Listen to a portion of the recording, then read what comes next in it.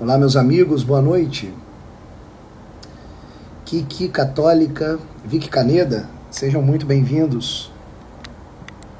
Estão escutando bem? Áudio tá bom? Imagem boa? Por favor, se puderem avisar no comentário, agradeceria. Seja bem-vindo, Thales. Nosso convidado, Dr. Romulo, já está presente, já vou aqui adicioná-lo. Eu vi, eu tô adicionando, um segundo. Ah, manda um abraço para ela também. Maravilha, Dona Odília, querida. Só um segundinho.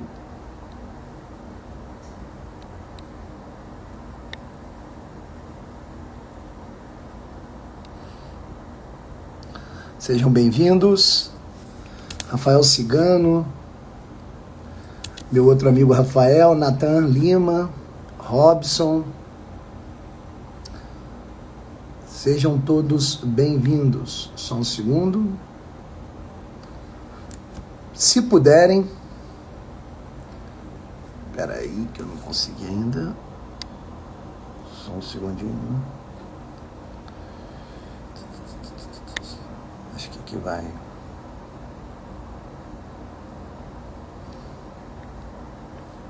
Opa, foi. Se puderem, eu peço encarecidamente para clicar no aviãozinho aí e mandar para os seus amigos, tá? Para aumentar o alcance da live. E também dar uma curtida aí no coraçãozinho, que ajuda. Já convidei aqui o professor, já deve estar entrando.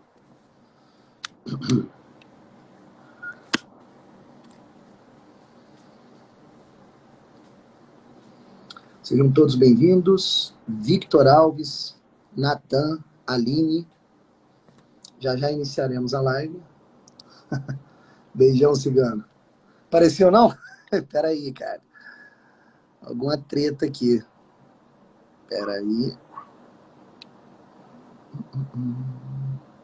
Opa, que ótimo. De que bairro, Victor? Vou tentar aqui convidar o professor. Entrou. Agora eu acho que... Que complicação, hein? Ah, cara, eu também fico embananado nisso daqui. Porque eu tô clicando no seu nome e não aparece a opção de convidar. Aí eu convidei, vi o convite por uma outra tecla aqui, parece que a coisa andou. Porque eu sou tão especial que você tem que apertar várias vezes para... E parece que alterna também, vai mudando as configurações. Eu fico meio perdido. Os botões mudam de lugar também. O Instagram é um lixo. A verdade é essa. É, por aí. Então, para a gente pontuar aqui para os amigos que estão chegando aí agora, né? Hoje a gente vai fazer uma espécie de segunda parte da nossa live, né? Que nós estamos debatendo um pouco, falando um pouco sobre a ciência, né? Com a influência da ciência nas nossas vidas, né? Qual a relação da ciência moderna com a tradição. E no final daquela live a gente ia começar a falar um pouquinho sobre um tema muito importante, né?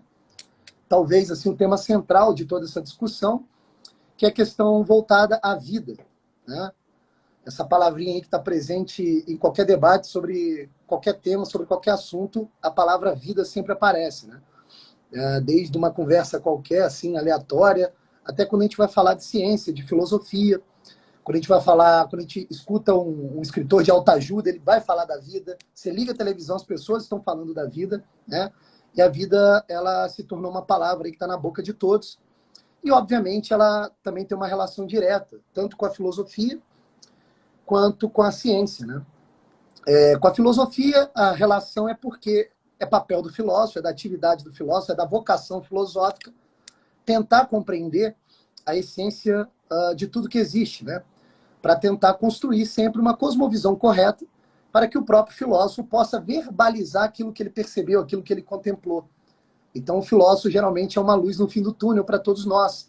E a vida, obviamente, sendo uma característica de certos seres que estão presentes na realidade, a vida também é um objeto de estudo do filósofo, né?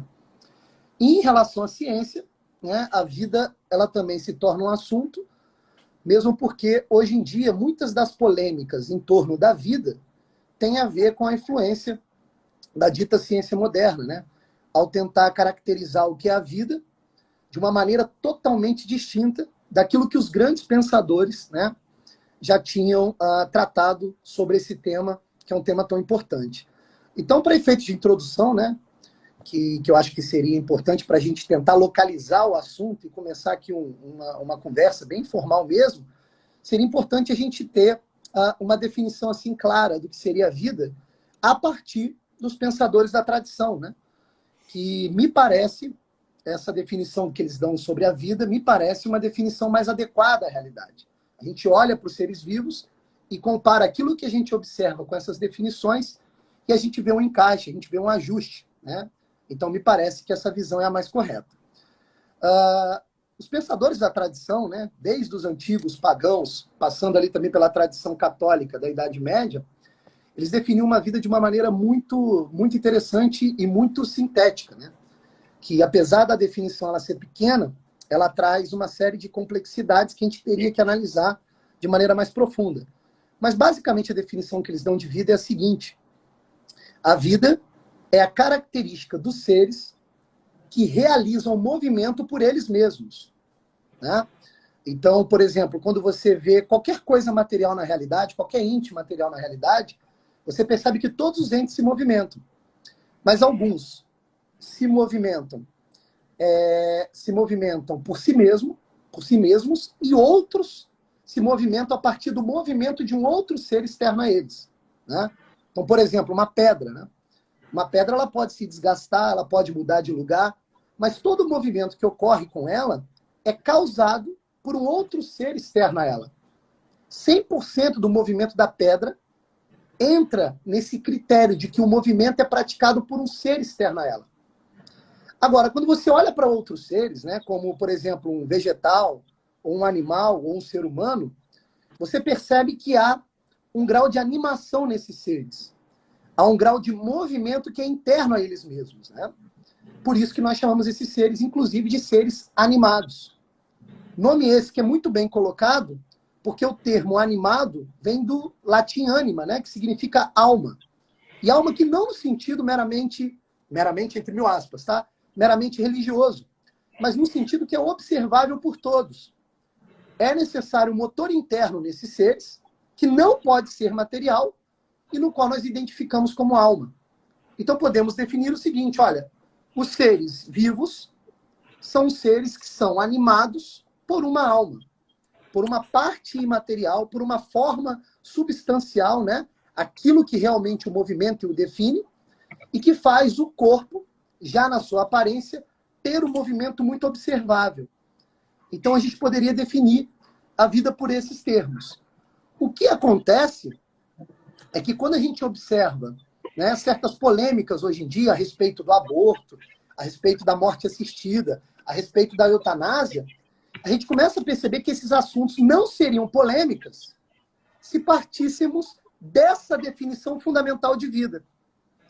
E que esses assuntos só se tornam polêmicas graças a outras definições muito mais artificiosas, muito mais ideológicas, né? Muito mais cientificistas a respeito da vida. Que quando a gente olha para o ser vivo, a gente fala, cara, vida não é só isso, como querem nos mostrar, né? Então, eu acho que a nossa conversa poderia começar daí, né? E se o professor sentir à vontade, de repente até mesmo dar algumas definições de vida que nós encontramos na ciência moderna em comparação com essa definição mais clássica, né? Dos tradicionais. Eu acho que a situação ela é mais grave, porque eu acho que não há definição. Eu me lembro de ter assistido um debate entre um James Tour, que é até muito famoso, ele é um químico, e ele sempre critica os trabalhos de origem da vida, dizendo que são uma palhaçada. E ele estava discutindo com um biólogo ateu, aqui da Inglaterra, não sei, não me lembro agora qual universidade, talvez uma das grandes, talvez Cambridge. E o sujeito estava... Bom, ele defende que a origem da vida aconteceu de forma espontânea, né? essa teoria furada aí. Mas em um dado momento da live ele fala que eu já sei, e já é meio clichê na biologia, que ele não sabe o que é vida. Ele diz. Então é muito estranho, porque ele está tentando descobrir como a vida surgiu, e no caso dele, eu acho que até estudando fora do planeta Terra, mas ao mesmo tempo ele não sabe o que é vida. E ele admite isso na live. Então parece que o primeiro projeto é tentar descobrir o que é vida, e depois, né, como ela surgiu. O que é extremamente bizarro, uma vez que biologia é o estudo da vida, né? Como que você não tem um sujeito de estudo, né? É uma coisa surreal. E a razão disso é muito simples, né? Primeiro porque o conceito de vida ele não é científico, ele é filosófico. E a ciência moderna ela está perdida, né? Então, quais seriam as definições de vida? As definições de vida normalmente são dadas pelas propriedades, pelas operações dos entes vivos, e não, então vamos dizer, algo que tem metabolismo, que é capaz de reproduzir, ou coisas desse tipo, entende? Capaz de evoluir, é uma que aparece muitas vezes também. Então, ainda que essas propriedades, essas operações, elas de fato ocorrem nos seres viventes, nos entes viventes e não nos outros, ela não é a definição de vida, né? A definição de vida você já deu, mas são as operações. Então, acaba que no assunto talvez mais interessante, questão de aborto, etc., acaba sendo uma coisa meio arbitrária, né? Quando a vida começa, eles vão estabelecer qualquer momento arbitrário, porque eles não têm uma noção de natureza, de alma, de forma. Então, para alguns, a vida vai começar quando o coração bate, para outros, quando o sistema nervoso está desenvolvido o suficiente, etc. Mas, de maneira mais geral, a realidade é essa. Na ciência, eles não sabem o que é vida. Não sabem. Sabem identificar, mais ou menos, sabem o que esperar, mas não têm uma noção filosófica de vida. É uma situação meio estranha. E é interessante, né? Porque você percebe que, não sabendo definir o que é vida, eles se colocam numa posição, né, dentro da sociedade, como se fossem os sábios que pudessem dar as coordenadas, né, dar as ações políticas mais importantes a respeito da vida, inclusive da vida humana. Né? Então você vê um mecanismo que se autoalimenta. Você inicia uma elaboração de várias teses sobre um assunto que você não sabe do que se trata, e destas teses você tem ali certas orientações que, por vezes, vão nortear mesmo aquilo que os políticos vão definir. Então, a falta de percepção do que é a vida já nos mostra, né, uma falta de compreensão do que seria mesmo a filosofia. Então, você vê uma ciência ela abandonada pela filosofia e que, de certa forma, quer dar as coordenadas das ações humanas dentro da sociedade. Né? E daí vão surgir vários problemas que a gente estava identificando como a morte assistida, aborto, eutanásia, que são grandes absurdos, que quando você vai debater com pessoas que defendem essas teses, e você vai recorrendo a esses conceitos mais primordiais, mais básicos, você vê que a pessoa, ela gagueja. Ela não sabe direito do que tá sendo tratado ali, né? E aí ela começa a repetir vários bordões que, como você bem disse, partem de definições de vida que, na verdade, são definições arbitrárias, né? E uma outra coisa que é interessante também, que eu percebo muito, e você, de repente, pode falar melhor sobre isso, é que, muitas das vezes, quando você vai... Eu converso muito com professores da área científica nas escolas nas quais eu trabalho, né? Alguns muito esclarecidos, que compreendem, que têm uma noção básica de filosofia e outros não, né? E, geralmente, quando eu pergunto qualquer coisa para eles sobre o que é uma coisa, como, por exemplo, o que é a vida, a resposta nunca vem pela causa formal. Eles nunca nos explicam, ele nunca consegue me explicar o que é a coisa que eu perguntei. Mas ele sempre apela, né, a uma outra causa que não explica o objeto. Né? Então, logo você vai apertando ele com perguntas, essa gagueira ela vai ficando mais visível, né? Que é algo muito assustador, porque geralmente essa pessoa está numa posição de cátedra, de formação da alma humana. Né? Então, se nós não recorrermos à filosofia, a gente começa a arbitrariamente tomar certas decisões na nossa vida, e quando a gente vê, a nossa alma já está perdida, né? Literalmente, inclusive. Né? Uma outra coisa que é necessária ser conversada aqui, eu creio, que é essa questão também da alma que dá a vida, mas da alma em termos de dignidade. Né? O que eu quero dizer com isso? Quando nós observamos os seres vivos, fica também muito claro que a alma que dá movimento a esses seres, ela se diferencia, né, a cada classe ontológica de seres, de entes. Né? Então, por exemplo, você vê ali a atividade da alma vegetativa, que é muito clara nos vegetais. Você vê ali a atividade da alma sensitiva, que é muito clara nos animais. E você também vê a atividade da alma intelectual, né? Da alma dos seres com dignidade de pessoa, como, por exemplo, o ser humano. E você vê muito bem, de maneira muito clara, a atividade desses seres e de como, obviamente, a alma desses seres se comporta. Né? E, de repente, seria interessante aqui a gente falar também sobre essa questão da dignidade de pessoa, da dignidade da alma humana. Né? Porque esse tema está diretamente ligado, por exemplo, à questão do aborto. Né? Porque um dos argumentos que eu já escutei pró-aborto é o argumento do tipo assim, olha, quando há concepção, né, a mulher está grávida, aquilo que está crescendo dentro dela é puramente material e ainda não guarda uma dignidade humana. Dignidade essa que só vai aparecer, aí eles vão e colocam ali um critério artificial, né? Levando em base ali sempre, né, alguma observação puramente material. Eles vão dizer, não, o ser humano é só depois que ele vive e desenvolve a consciência que ele se torna ser humano. Não, é só a partir de determinada semana que ele já tem as suas partes mais essenciais e materiais sendo formadas. Ou seja, há sempre essas definições arbitrárias que, na minha opinião, estão diretamente relacionadas à falta de percepção da dignidade humana. Então, seria interessante aqui a gente colocar, né, o que é a dignidade humana. Né?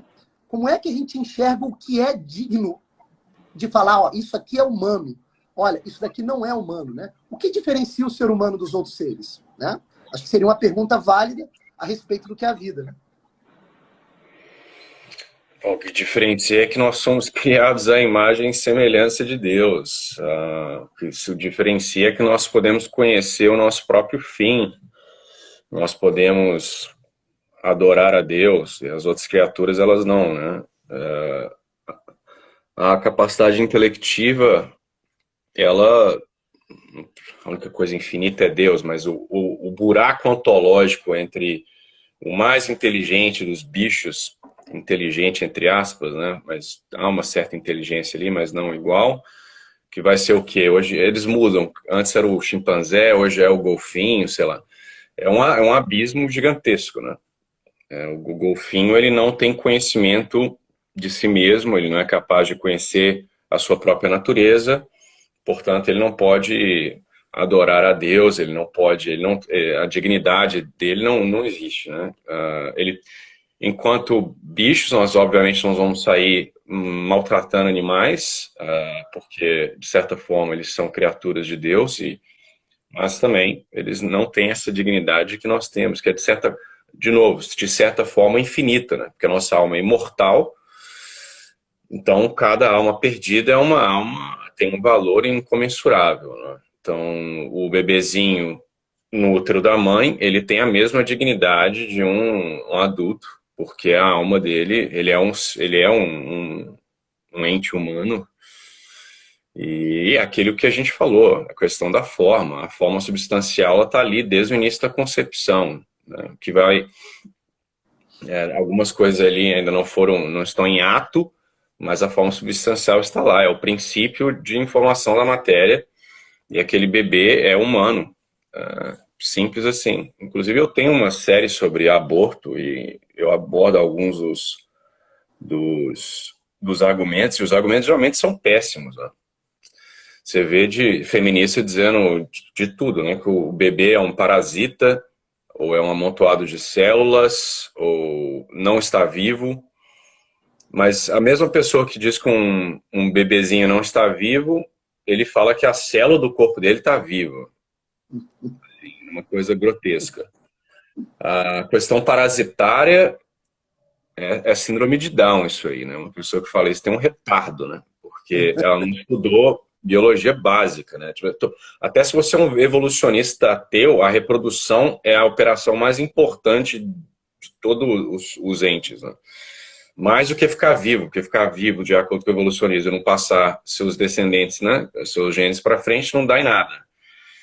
Então, essa noção, uma noção importante que eu acho é a questão que ocorre, de certa forma, só nos entes viventes, é a questão da teleologia, que é essa tendência a produzir um fim, o telos, né? Não que não haja teleologia na natureza, existe, mas é uma teleologia que eu chamo de soft. Nos entes vivos, você vê que todas as partes, todo as operações, elas são para o bem daquela substância, né?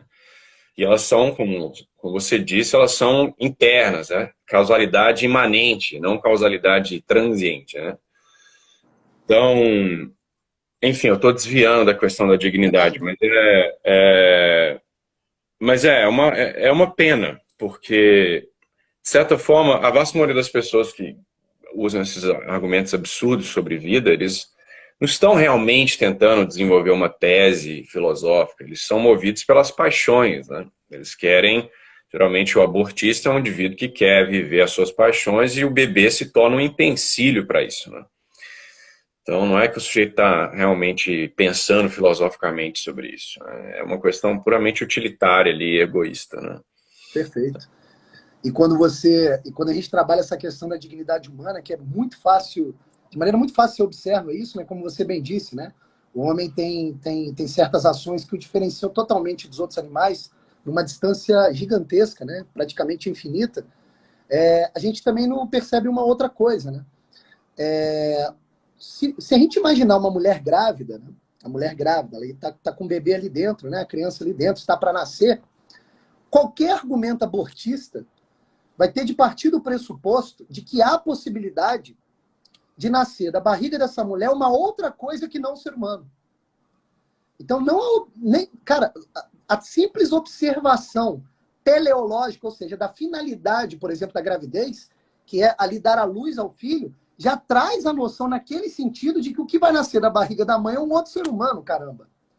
Então, por mais que já exista o ser humano dentro da concepção e que isso você, para defender, você tem que argumentar um pouco mais, ainda assim, no plano observável, você tem que imaginar, caramba, o que vai nascer da barriga da mãe é um ser humano, não é outro ser, né? As pessoas, por vezes, esquecem que o que define qualquer ente, né, é uma união entre matéria e forma. As coisas não são puramente matéria. Elas têm ali uma determinação de uma forma. E é dessa forma que vai ser explicado o que é aquele ser. Né? Porque se tudo fosse matéria, ou seja, se tudo fosse um mero aglomerado de células, poderia nascer qualquer coisa da barriga da mãe. As pessoas não percebem isso. Tem uma forma ali substancial já determinando, que é a pura alma daquela pessoa. Né? Uma pessoa me perguntou agora aí na caixinha, aí na conversa, o seguinte: a partir de quando que a alma aparece? Ele usou esse termo, né? Olha lá, e quando a alma aparece, um espermatozoide tem alma? É óbvio é óbvio que essa questão não é quando a alma aparece. Se há uma união substancial entre alma e corpo, a partir do primeiro momento da concepção já há vida humana, já há uma alma agindo, né? Agora, a questão mais científica do plano material em relação ao espermatozoide, ao óvulo e etc., de repente o professor pode explicar um pouco melhor, né? Assim, né? Em Aristóteles, a forma, mais ou menos, ela era, de certa forma, passada pelo pai, né? E a mãe contribuía com a matéria. Mas dizer que o espermatozoide tem uma alma é meio complicado. Ele tem uma forma substancial ali, né?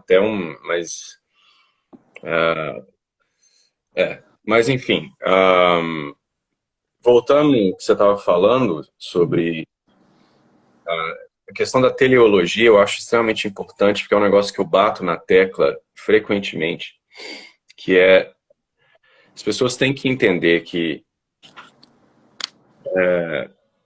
quando a forma ela é o princípio que dá unidade à multiplicidade. Então você pega, por exemplo, um porco, um humano, se você olhar, ele é constituído de um milhão de células diferentes. Estou exagerando, são algumas dezenas, centenas de células diferentes, mas assim, organizadas em diversos tecidos, etc. E o que é que organiza todos esses tecidos, essas células diferentes, em um único ente, de forma que toda aquela diferença é organizada para o fim e para o bem daquela própria substância. É um princípio da forma, né? E, por exemplo, na biologia, a visão que os biólogos têm é uma visão reducionista. Eles enxergam que toda a causalidade do organismo ela vem de baixo para cima. Então você tem os genes e os genes codificam para todo o resto, é como se fosse uma máquina, né? Um programa, um software lá e etc. Isso é um absurdo, né? Porque as pessoas ficam confusas com isso. Isso é uma coisa que é ensinada desde o início, lá na graduação, que você é o produto dos seus genes. Né? Você é o DNA, um código, e ele faz todo o resto, ele controla todo o resto. Aí eu pergunto para as pessoas, uma forma fácil de refutar isso. Eu acabei de dizer que existem diferentes tipos de células. Você tem uma célula muscular, que é completamente diferente de uma célula de uma mucosa qualquer, de um neurônio. Não tem, todas aquelas células elas não têm um núcleo e o mesmo DNA, os mesmos cromossomos. O que é que faz, então, uma célula ser neurônio ou ser célula de coração? Não é o DNA, porque as duas têm o mesmo DNA. Então, sim, as pessoas não pensam nessa forma. Na verdade, a célula ela pode, inclusive, controlar quando o DNA vai ser expresso, qual parte. Nós não sabemos nem... A ideia de gene, por exemplo, ela é complicada, porque as pessoas falam, o gene é uma unidadezinha, né, que transcreve para uma proteína. Não, um gene, quando ele está sendo lido lá, o RNA, né, você tem o DNA, ele é lido em RNA, depois vai para ribossomos e faz a proteína. O RNA, quando ele sai do núcleo, ele pode ser picado em várias formas, vários pedaços, e reorganizado e gerar diferentes proteínas. O que é um gene, então? O que mantém essa coisa toda organizada de forma una é a forma, é a alma. E não há uma causalidade preferencial. Sem causalidade de cá para lá, a célula altera os genes afetam a célula. Entende? E um outro ponto é que se tudo fosse só moléculas, genes, etc., então não haveria sentido falar de vida. Qual a diferença, então, de uma pedra e eu? Se nós somos apenas quarks. São quarks lá, são quarks aqui. Se o materialismo está certo, então a ideia que há uma vida não faz sentido. Então por que os biólogos estão estudando isso? Por que o ateu materialista quer descobrir como a vida surgiu? Não há diferença. É só matéria. Sim. E outra, se você for reduzindo, né, e quebrando, né, toda a matéria, até virar uma maçaroca, você vai perceber que tudo é igual. Toda a matéria, no fundo, ela é igual. O que vai diferenciar um ser do outro, ente do outro, é justamente essa determinação da forma. Né? Não faz nenhum sentido. Eu achei interessante o que você disse, né? Há um entendimento da ciência moderna de tentar compreender os seres vivos, né, a partir das micropartículas, subindo para depois compreender a vida, como se a vida tivesse sempre uma causa material anterior. Né? É engraçado que se fosse assim, robô teria vida. Né? Porque um robô ele é montado assim. Você pega partes que já existem e vai juntando ali para formar um robô. O ser humano não, cara. O ser vivo não. Né? Um ser vivo ele tem que ter um princípio imaterial que rearranje essa parte material para dar função a essa parte material. Né? Eu brinco sempre com meus alunos. Onde é que está a vida no ser humano? Aí eu falo, está no batimento do coração. Está no funcionamento do cérebro. Aí eu falo com eles, olha que interessante. Todas as respostas que vocês estão me dando sempre tem uma causa anterior. Uma causa anterior que vai provocando o movimento. Olha, não tem saída. Uma hora você vai ter que chegar na alma. Você vai ter que chegar numa forma substancial e imaterial que dá movimento a essa parte material. Então, não, inclusive, o meu dedo está tão vivo quanto o meu coração, porque o meu dedo sou eu. Nós não somos aglomerado de partes, nós somos uma coisa só. Perfeito. A minha mão é tanto eu quanto o meu cérebro. Não existe essa preferência. Então, essa ideia da neurociência moderna, que o cérebro é a parte principal, é ali que está, ele é né, o controlador, é como se fosse um robô mesmo, né? Você tem o controlador central. Não, a minha alma, ela é una ali. Então, toda a minha parte, meu braço é eu, minha mão sou eu, etc. Então, eles estão tão vivos quanto eu, porque não Exatamente. tem pedaços menos ou mais vivos que outros, né?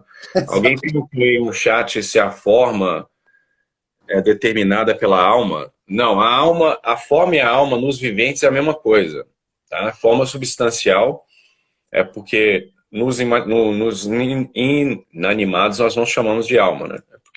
Mas é a mesma coisa. É Perfeito. só que eles falavam, né? Que não vá falar por aí que o cachorro tem alma, que as pessoas não vão te entender, vão achar que o cachorro vai pro céu, né? Eu tenho um cachorro, adoro cachorro, mas ela não vai pro céu, sinto te dizer, nem o seu. Mas eles têm alma também, que é a forma substancial de um ente vivente. Só isso. E essa questão é interessante, né? Para a gente detalhar até a dignidade humana. Se a gente observar a atividade da alma humana, a alma humana, por exemplo, ela trabalha com verdades que têm um grau de eternidade. O que já é um indício que a alma humana é imortal, de algum modo. A alma humana ela tem uma certa independência em relação à matéria, coisa que você não enxerga nos outros seres viventes, né? A dignidade da alma humana talvez esteja por aí. Porque nos outros seres viventes, tanto os vegetais quanto os animais, você vê uma alma bem colada no corpo e ela não apresenta em suas atividades um grau de imortalidade, né? Enquanto que no ser humano você vê esse grau de imortalidade já nas ações humanas. Como, por exemplo, a compreensão de uma verdade, como por exemplo, o vislumbre de Deus, o vislumbre do eterno, o vislumbre do infinito, né? Porque a alma humana ela só pode compreender aquilo que é semelhante a ela, podemos dizer assim. Acho que é por aí, né? Sim.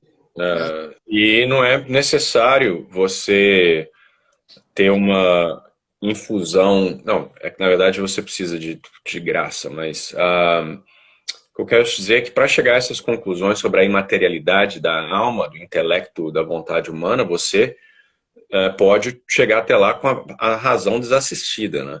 Inclusive, Platão, Aristóteles não eram cristãos, eles não tinham evangelho, não tinham a Igreja Católica, e eles chegaram a essa conclusão. Então, não há desculpa para um ateu, né? Inclusive, mesmo ateus modernos estão chegando a essa conclusão. O problema é que muitos deles têm uma aversão tão enorme a Deus que eles vão dar uma guinada para o panteísmo, né? Então, por exemplo, na ciência está se ficando cada vez mais famosa a ideia do em inglês é panpsychism, em português eu não sei como é que é, você sabe? Panpsychism? Você Não. sabe como que traduz isso aí? Bom, é a ideia de que a mente está em todo lugar. É panteísmo, É basicamente, um né? panteísmo espinosista, quase. Sim, mas você vê cientistas, assim, tudo pode, menos o Deus cristão. Isso não pode falar na academia. Mas de resto, meu, tudo vale. E isso tá. E alguns cientistas, mesmo ateus e filósofos modernos, eu cito, por exemplo, Thomas Nagel, que escreveu um livro criticando o darwinismo, e ele é ateu, e ele não quer, ele acha a ideia de Deus abominável, por isso que ele não converte, porque ele não quer acreditar em Deus, ele fala explicitamente. Mas ele chega à conclusão que o materialismo falhou, não dá para explicar. E aí ele diz que não, que o intelecto, essa, essa inteligência, ela permeia toda a matéria. Então o universo é inteligente, entendeu? É parte da matéria. Então, assim, isso pode na academia, né? Mas vai falar de Jesus e Deus, Não causa sei. primeira, aí não pode. Não pode. O que eu percebo nesse sentido, essa resistência da academia a respeito de questões relativas a Deus, tem muito mais a ver com a palavra, o dispositivo mesmo mental, né? Você fala a palavra Deus, fala a palavra alma. O cara não quer compreender o que é alma pela sua capacidade natural racional, não. Ele já acha que você está falando de algo religioso, algo que transcende a capacidade natural dele. Mas como você bem disse, os filósofos pagãos faziam isso, com maestria, inclusive, né? Tanto é que os filósofos cristãos vão utilizar muitas dessas definições que vieram da filosofia pagã. Mas essa questão do panteísmo é interessante, né? Porque ela parte de um erro fundamental que as pessoas não percebem. Se tudo é uma inteligência, né? Ou seja, se há uma inteligência em toda a natureza, e não há um lado de fora, tudo é inteligência, de certa forma, realmente, tudo está em Deus. Mas para o panteísta, não é que a realidade está contida em Deus. É que Deus é a própria realidade.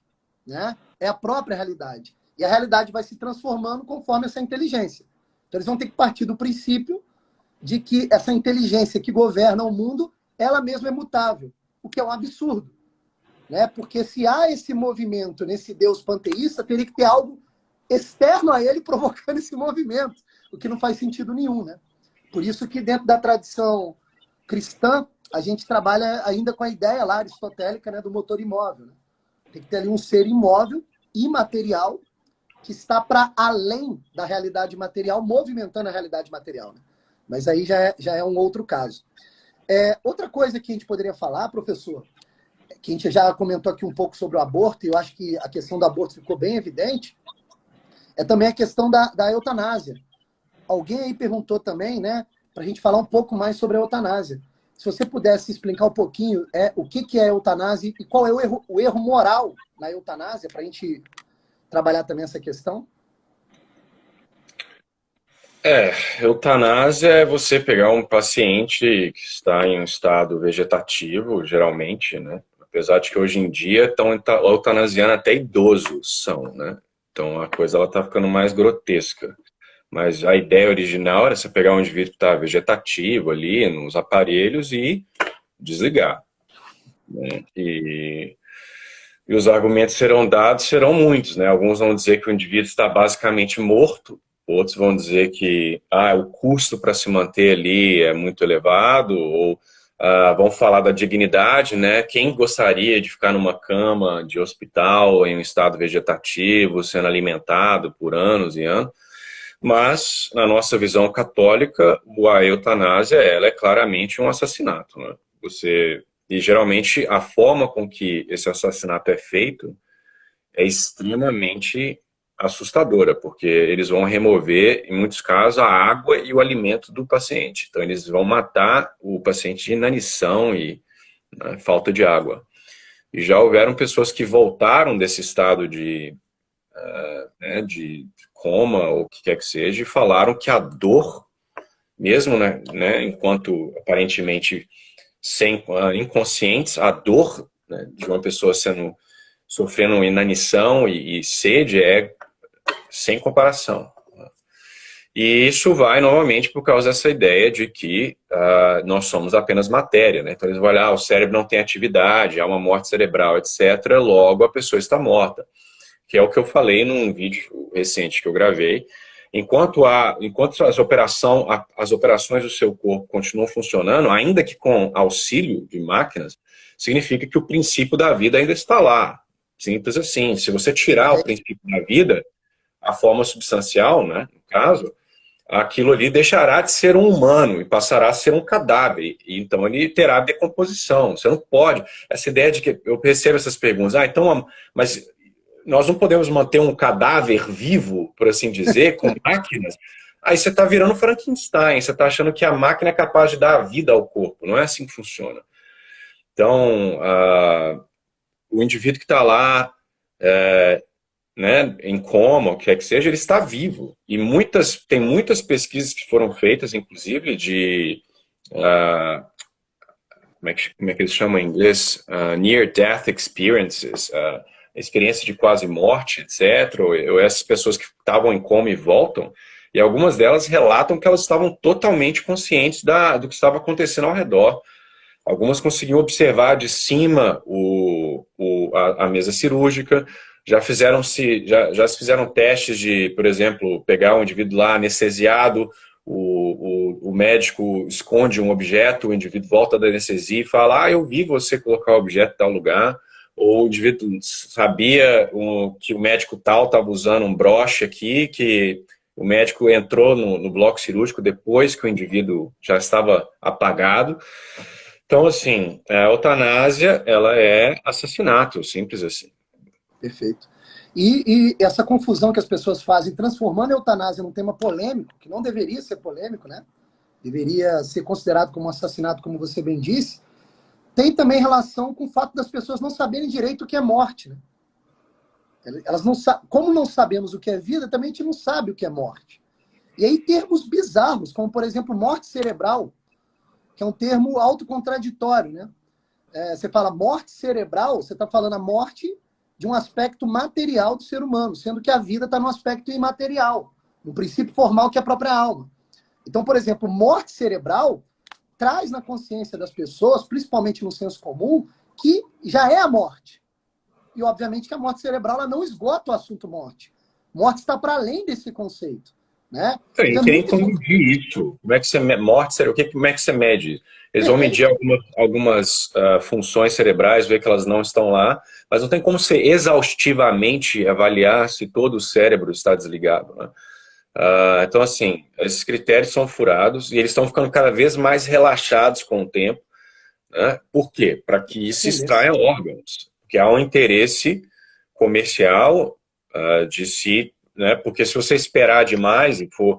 É o que, por exemplo, tem um filósofo que eu gosto muito aqui da Universidade de Reading, ele é católico tomista, o David Oldenburg, ele fala, que é o que eu argumentei no meu último vídeo, a única sinal claro de separação da alma do corpo, que essa é a definição de morte, é a putrefação. Então, só que quando começa a putrefação, ainda que bem no início, os órgãos não podem ser utilizados para transplante mais. Então, para os utilitários e para os não católicos, ou até para alguns católicos, né, eles querem logo determinar que o sujeito está morto, quando ele não realmente está, para tirar os órgãos deles. Né? Então, né, tem aquele caso daquele menino lá que ficou famoso aqui no Brasil, né, que o pai, até hoje, eu esqueci o nome, é com P, mas mataram a criança para tirar os órgãos dela, o pai até sofreu ameaça de morte, porque ele denunciou, fugiu para a Europa, etc. Então, assim, umas coisas muito complicadas, né? Só rapidamente, uma pessoa falou que no seu chat aqui que se o catolicismo aceita esses aparelhos para manter a vida. Olha, o catolicismo diz que você não pode causar diretamente a morte de alguém, tá? Se você, se eu estiver consciente e eu estou morrendo e eu posso me abster de tomar um medicamento que tem uma chance baixíssima de me curar, vai causar um desconforto enorme. Eu posso me abster de tomar aquele medicamento, desde que as chances que ele me curar é baixíssima. Ou os desconfortos, sei lá. Né? E você não está se matando, você está simplesmente aceitando a sua situação. O indivíduo em coma, primeiro que ele não tem como dar consentimento porque você está fazendo com ele. E segundo, como eu falei, eles geralmente matam esse indivíduo tirando comida dele, né, e água. Isso aí é inconcebível. Você está causando diretamente a morte da pessoa, não pode ser feito. Há uma confusão, né, o professor, a respeito do que é moral, né, dos valores morais para a igreja. As pessoas às vezes têm uma visão de um moralismo fixo, estático, né, que não leva em consideração a inteligência humana, o que é um absurdo, né? A moral cristã ela leva em consideração a mediação entre a inteligência humana e a circunstância. Então, quando a gente, por exemplo, levanta a dúvida, será que o catolicismo, dentro dos seus preceitos, aceitaria um ser humano continuando sendo vivo a partir do auxílio do aparelho? É óbvio que sim, porque a finalidade é boa. A ação é boa pela finalidade. Né? Então, a gente tem que ter essa percepção. A moral católica não é um moralismo. Não é um moralismo. Ela precisa dessa percepção da forma das coisas da realidade para a gente saber qual é a finalidade da própria ação humana. Né? Acho que isso também tem que deixar bastante claro. Tem que avaliar caso a caso, às vezes. Isso, né? exatamente. Isso não quer dizer que a moralidade não é objetiva, então tome muito cuidado. A questão é que cada caso tem contingências específicas, então nós temos que avaliar objetivamente o que é moral de ser feito de acordo com a circunstância. Então, por exemplo, matar é sempre errado? Não, se eu tiver... Minha filha está para ser estuprada, a única forma de eu parar o agressor é matando o cara, ainda que eu não tente, eu matei, não foi imoral o meu ato. Então, assim, nós não somos kantianos, né? Ele vai dizer, não, matar alguém sempre errado, né? Imperativo, ponto. Não interessa a circunstância, não é bem assim. Então, tem muitas nuances, né? Perfeito. Então é muito importante frisar isso, porque às vezes as pessoas acham que há um embate entre o moralismo antigo, velho, hipócrita contra a evolução da modernidade. Um embate que é inexistente, que é uma mera ficção, né? A moral, repito, a moral católica é uma moral que leva em conta a inteligência humana, né? A inteligência humana em perceber as circunstâncias. Isso é muito claro. Temos aqui outros comentários, né? Já conheci mais de uma pessoa que fala sobre ter saído do corpo na cirurgia, e uma outra colocação, eutanásia é considerado compaixão nesse mundo inverso. Exatamente. Tão logo a gente perde o critério moral das coisas, o critério objetivo moral, o relativismo toma posse e daqui a pouco você está criando um moralismo artificioso, né? Aí daqui a pouco uma ação má é considerada uma ação boa e aí a gente perde o fio da meada, né? Existem, de fato, pessoas que depois de muito tempo em coma voltam. Existem vários relatos, né, professor? Eu já ouvi alguns, né, de pessoas, como você bem disse, que estavam em coma e conseguiram narrar tudo o que estava acontecendo ali ao seu redor, né? São vários casos. Sim, tem alguns testes que se fizeram neurológicos, a pessoa colocar eletrodo na cabeça da pessoa, ela conseguir responder as perguntas estimulando partes do cérebro, né? Então, por exemplo, 2 mais 2, aí a pessoa pisca 4 vezes alguma coisa lá no monitor. Então, assim, é assustador, né? Porque, ultimamente, nós temos o intelecto e vontade material, né? Ainda que nós não sejamos anjos, né? E então, o materialismo, ele ignora completamente essa realidade, né? Então, mas é o que eu falo, o materialismo, ele é completamente incoerente. Se qualquer pessoa aqui na live estivesse nos assistindo for materialista, então, primeiro, você não pode, o seu intelecto não faz sentido nenhum. Exatamente o que está pensando no caso aí? São os seus átomos que estão pensando, conhecendo a verdade?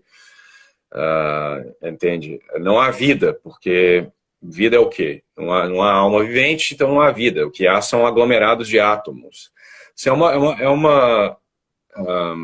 é uma doutrina filosófica assim, falida e que está começando, mesmo na academia, a pessoas acordarem um pouco, né? Até na evolução, cara. Até na evolução, que você tem 2 correntes na evolução. Como eu falei, a corrente aristotélica tomista não vai aparecer, mas apesar que está aparecendo entre os filósofos. Mas você tem sempre, ou os caras são materialistas, assim, reducionistas, né, ou panteístas, né? Então agora está tendo uma escola que está crescendo na biologia, que é essa ideia da auto-organização, mas não no nossa forma de pensar, não, mas essa ideia que a matéria ela pode ir se aprimorando com o tempo, né? Ela vai ficando mais complexa, auto-organização. Como é que uma coisa vai se aprimorar sem uma causa externa, meu Deus? Você imagina, dentro da evolução, o salto que foi dado, né, nessa dita evolução das espécies, quando surge a inteligência. Como é que surge a inteligência? A inteligência não estava antes, né, no degrau anterior da evolução. Então tem que ter uma causa externa que depositou a inteligência ali, né? Não faz sentido, né? Do menos e para o mais, né? Não faz qualquer sentido. O padre Wesley... Pode falar, perdão. Não, só ia falar isso, que não é panteísmo disfarçado de ciência. Exatamente. Padre Wesley Macedo, sua bênção, padre. Faziam isso nos campos de concentração, nos hospitais psiquiátricos. Tiram comida e bebida, exatamente. Até a falta de visão de história está atrapalhando a percepção do mundo atual, né? A gente está convivendo aí com uma série de atitudes bem arbitrárias, que são repetições de vários fatos históricos anteriores, e a gente não está se dando conta disso, em nome de uma pseudociência. Na Suíça saiu um negócio, eu não sei se Suíça ou país escandinavo, uma cápsula de suicídio, e ela é toda futurista, parece uma cápsula de Alien, para parecer que é uma coisa o máximo, aí você pode botar lá uma realidade virtual enquanto eles jogam um monóxido de carbono dentro da câmara lá. Isso é autorizado pelo Estado, meu. Já chega. Nós estamos vivendo um tempo assim assustador. Não, dizer que os países são cristãos hoje em dia é um erro grotesco. As sociedades modernas elas já chegaram ao nível de panteísmo aí, de paganismo, perdão. feroz. Nos Estados Unidos já estão tendo hidrólise do corpo humano, né, que eles chamam de cremação com água, né, derretem o corpo da pessoa com hidrólise e joga os líquidos que sobram no esgoto mesmo. Ou eles podem usar os produtos orgânicos que sobram para adubar uma planta e fazer um bem contra o aquecimento global. É uma coisa Meu Deus do assim, céu. e tudo isso baseia nessa ideia, né, materialista, não entende o que é vida, não entende o que é a vida humana, o que é ser humano, e é por isso que nós desesperadamente precisamos de uma boa filosofia de volta à ciência. E, efetivamente, o que nós precisamos é de conversão, né? Nós precisamos que as pessoas sejam católicas. Mas, para começar, seria bom já que ao menos uma boa filosofia voltasse à ciência moderna. Mesmo porque você destruindo ali a ideologia que está tomando conta do seu imaginário, você já começa a vislumbrar a realidade e, obviamente, Deus vai falar por ali, né? Deus, a gente tem que lembrar que se Deus criou todas as coisas fazem parte da própria palavra de Deus, né? Então, percebê-las melhor já é aproximar de Deus. Tem aqui uma pergunta, chegamos nela, do Fernando Neto. Mas quando seria moral o transplante de órgãos, exatamente? A questão do transplante de órgãos, né? Que seria uma outra fala importante. E eu vi que você fez um vídeo a respeito disso há pouco tempo, né, professor? Ou o vídeo apareceu há pouco tempo, não sei, mas eu assisti ele agora há pouco tempo. Se quiser falar alguma coisa sobre isso. O transplante de órgãos em si mesmo não é imoral. O problema é que você tem que ter certeza que o indivíduo está morto se for esses órgãos assim, né, mais vitais aí. Então, o ponto que eu fiz, que eu já falei nessa live, é que não é possível empiricamente, pelo menos com as ferramentas que nós temos hoje, mostrar qual é esse momento em que a alma sai do corpo. É um momento, né? Não existe meio morto. Ou você está morto ou você não está. Então é algo instantâneo. Se você pudesse empiricamente demonstrar qual é esse momento, tivesse algum sinal claro, e ainda os órgãos não tivessem se decomposto, ainda tivessem condições de serem transplantados, não haveria problema nenhum. Entendi. A dificuldade aqui é que, pelo menos de acordo com alguns teólogos e com o filósofo que eu citei, é que não temos condições de demonstrar isso. E se há dúvida de que o indivíduo está vivo ou não, uma vez que o assassinato é a pior ação que pode ser cometida no plano natural, a prudência nos pede que você não faça.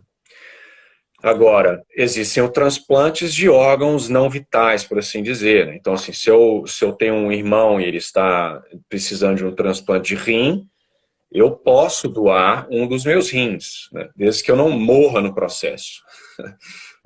Haverá um risco, obviamente, com a cirurgia.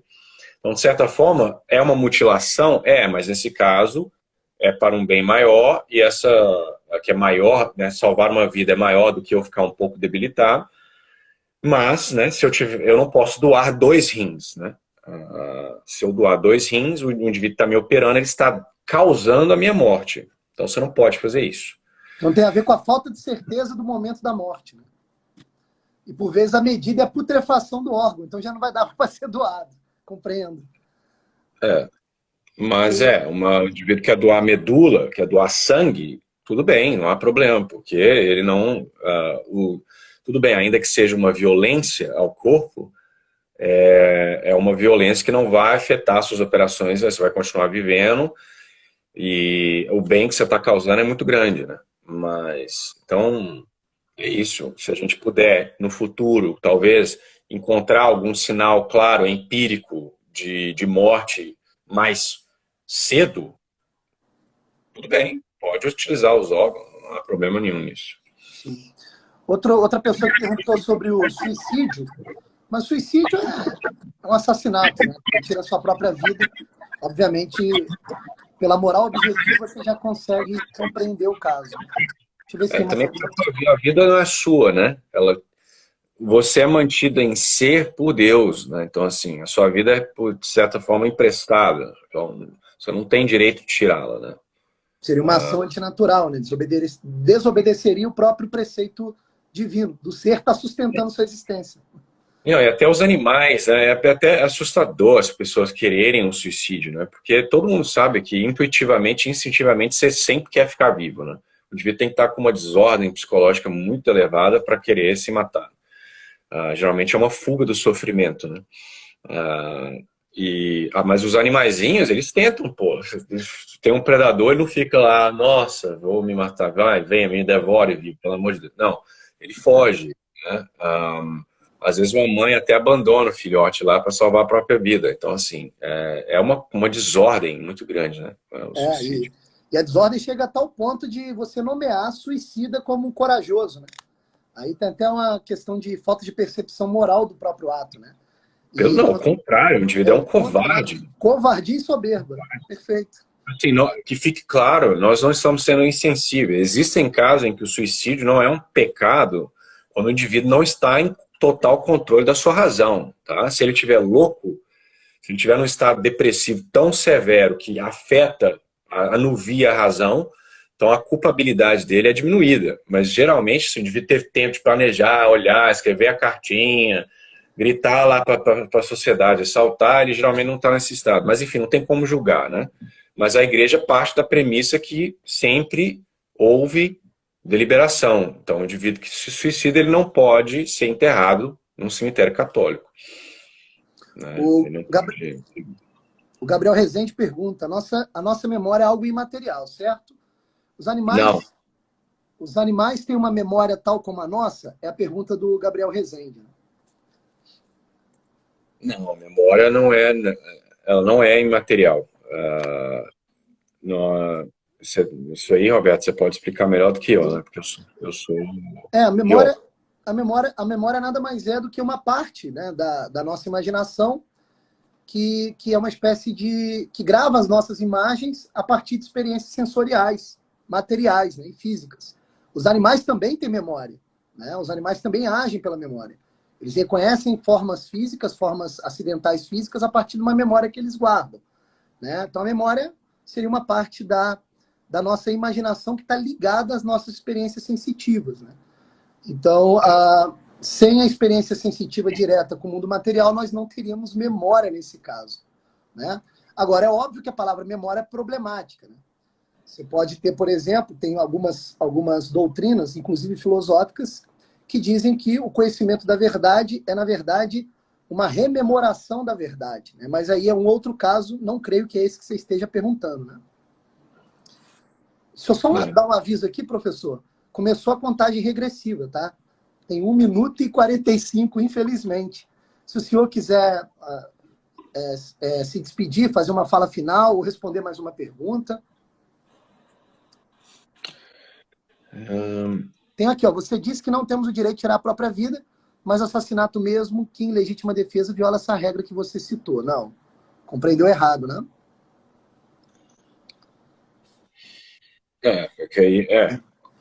Compreendeu errado.